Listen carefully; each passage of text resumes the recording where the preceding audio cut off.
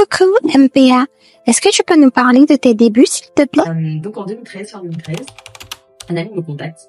Il me dit Marie-Paul, il y a un coiffeur qui voudrait travailler avec toi. À cette époque-là, je posais pour beaucoup de marques. Donc je suis super contente. Je me dis ça peut être une superbe idée. J'ai vu un petit peu son travail, donc super et tout ça. Et je pars à la rencontre de celui-ci, je crois 2 jours après. C'était la première rencontre pour expliquer un petit peu tout ce qui allait se passer pendant le fameux shoot et tout. Et donc moi j'arrive innocente avec mes cheveux. Enfin, je me rappelle à cette période-là, il y avait des mèches qu'on vendait sur le marché.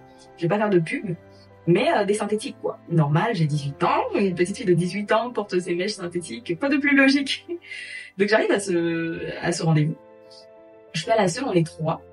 Je rencontre le coiffeur et tout, il discute avec nous, il me dit ton profil m'intéresse, voilà ce qu'on va faire avec toi, voilà. Et ensuite, il me met devant le miroir, il me dit on va juste changer ta coupe de cheveux, je dis pas de souci. Il dit donc le shoot sera dans 1 semaine, quand tu viens avec une nouvelle coupe. Donc je préfère à l'époque on les appelait les humains. Donc je préfère les vrais cheveux là, voilà. Pas ce genre de, vraiment touchant les cheveux comme ça, genre pas ce genre de mèche là. Moi à 18 ans je suis une gamine. Sur ma tête, pour moi, j'ai les meilleures mèches possibles. Donc bref, on finit le rendez-vous, je rentre chez moi, je cogite, je me dis mais comment je vais faire? Ce qu'il me demande, je ne l'ai pas, et j'ai véritablement envie de faire ce shoot. Donc j'ai eu l'impression, en tout cas, quand il me parlait, que c'était soit ça, soit malheureusement, il ne pourrait pas travailler avec. Je rentre, je vais voir ma mère, je lui dis maman, voilà, j'ai un shoot, j'ai vraiment envie de le faire, ça peut être quelque chose de super intéressant, mais le monsieur me demande de venir avec des mèches qui coûtent un peu cher, est-ce que tu peux me les acheter? Ma mère me dit clairement non. Elle me dit non. Si tu dois faire un shoot, soit il le fait avec tes mèches, soit tu enlèves les mèches et tu gardes tes cheveux naturels, ou simplement tu ne le fais pas et puis c'est pas grave. Parce que tu vas pas aller dépenser cette somme-là, mettre sur ta tête à 18 ans. Donc, je vais pas le faire pour toi, oui, c'est impossible. Donc, moi, je suis frustrée, je suis mal, mais je veux faire ce shoot. Et je crois que je laisse passer 2-3 jours. Je suis vraiment triste. Et puis, je finis par envoyer un message au coiffeur en lui disant, malheureusement, ma mère n'a pas accepté. Donc, c'est dommage, je ne pourrais pas participer à son shooting. Et il me répond en me disant, pas de souci. Tu n'y participeras pas, autant pour moi. Donc imaginez le choc pour un enfant de 18 ans, en fait. Pour moi, ça a été comme comment je vais vous dire? Ça a été trop dur. Psychologiquement parlant, j'étais à terre. Parce que je me disais, mais je voulais vraiment y participer. Simplement pour des mèches, en fait, tu me refuses, tu me refoules comme ça. Ça m'a blessée. Mais vraiment, dans mon fond intérieur, il faut savoir que moi, je suis une femme manie. Donc quand je dis que ça m'a blessée, c'est que vraiment, ça m'a blessée. Et voilà, bref, je vais pas participer à ce show. Je vais voir après les photos, très belles photos.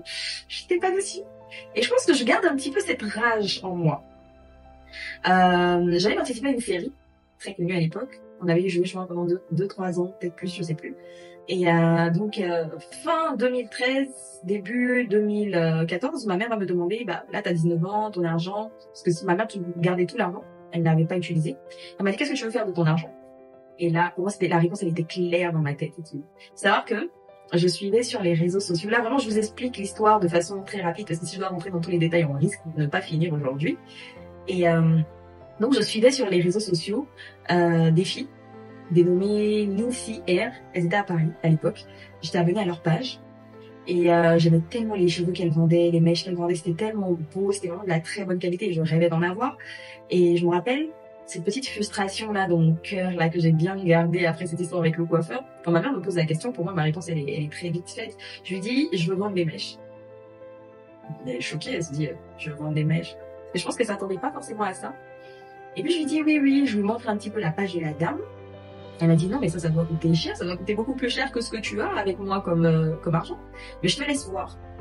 Je dis ok, j'écris à la dame, je lui dis madame, j'espère que vous allez bien, je suis Marie-Paul, je suis en Côte d'Ivoire, voilà un petit peu ce que j'ai comme argent.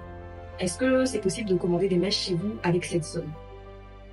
Elle va prendre, je crois, quelques jours avant de me répondre. Finalement, elle va me dire oui, c'est possible, mais ce sera pas une grande quantité. Par contre, si je rajoute, je pourrais plus vous dire de façon claire, mais si je rajoute, c'était un montant un petit peu, genre, je crois, peut-être 400, 300 000 de plus, un truc comme ça. Elle pouvait me faire vraiment un bon petit paquet et ce serait plus facile pour moi de vendre, etc.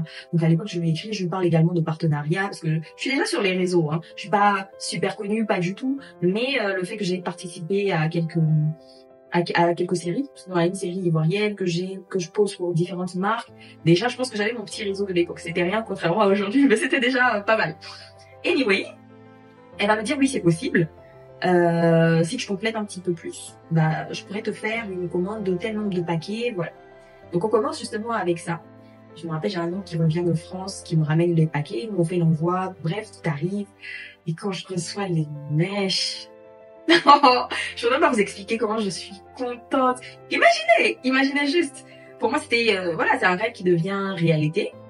Et je vais prendre un paquet de mèches, bien évidemment. Je vais me coiffer avec. Mes premiers Virgin Air à l'époque, quand même. Je pense que j'ai encore même une photo de la première fois, parce que j'avais fait une belle photo pour ne jamais oublier justement ce fameux jour. Et voilà quoi, je me dis, ah tiens, moi qui ai été finalement repoussée, chassée, pas acceptée pour des mèches, bah, me voici devenue aujourd'hui vendeuse de mèches. Et j'étais super contente. Je continuais mes cours aussi, entre temps, pour vous dire, donc c'est pas, j'étais toujours à l'école, mais c'était mon petit commerce à côté de mes cours. Bref, c'est comme ça que tout a commencé. J'ai vendu de bouche à oreille, dans la famille, etc. J'ai réussi à vendre mes premiers paquets, ensuite j'en ai recommandé, et ça a duré un petit moment comme ça, jusqu'à ce que j'ouvre ma première boutique au marché de Marcory. J'ai vendu à la maison chez ma mère pendant très longtemps par contre. Pendant très très longtemps, j'ai vendu à la maison chez ma maman. Et puis à un moment, je me suis dit, bon, il est temps peut-être de sauter le pas. Je suis allée au marché de Marcory, j'ai pris une petite boutique, je vais essayer de mettre les images là. Et la fierté, franchement, j'étais super fière de moi. Et j'étais vraiment, vraiment très fière de moi. Parce que pour moi, c'était beaucoup. Vraiment, c'était énorme. C'était pas une petite boutique.